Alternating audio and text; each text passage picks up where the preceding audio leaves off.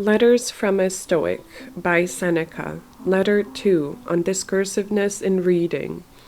Judging by what you write me and by what I hear, I am forming a good opinion regarding your future.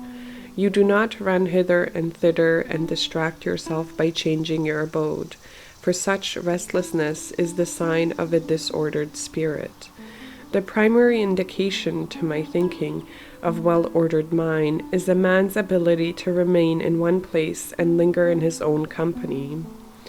Be careful, however, lest this reading of many authors and books of every sort may tend to make you discursive and unsteady.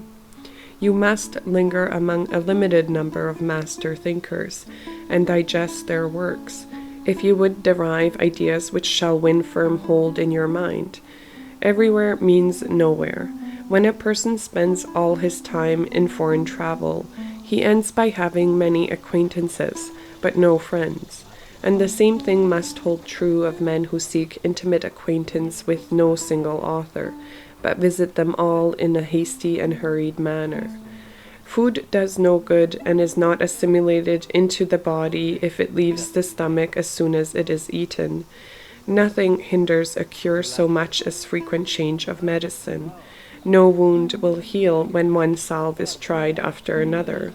A plant which is often moved can never grow strong. There's nothing so efficacious that it can be helpful while it is being shifted about. And in reading of many books is distraction. Accordingly, since you cannot read all the books which you may possess, it is enough to possess only as many books as you can read.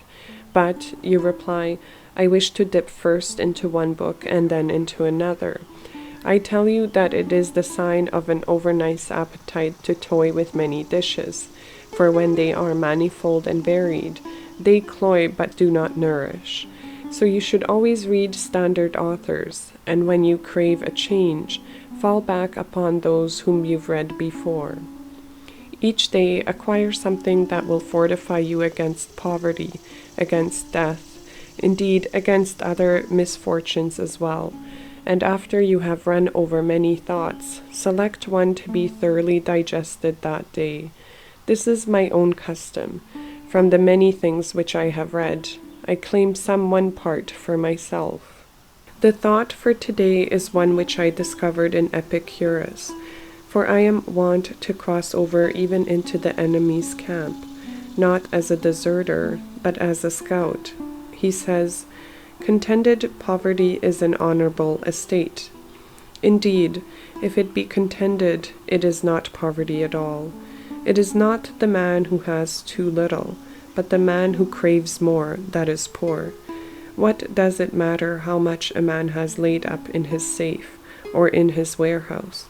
How large are his flocks and how fat his dividends, if he covets his neighbor's property and reckons not his past gains, but his hopes of gains to come? Do you ask what is the proper limit to wealth? It is first to have what is necessary, and second to have what is enough. Farewell.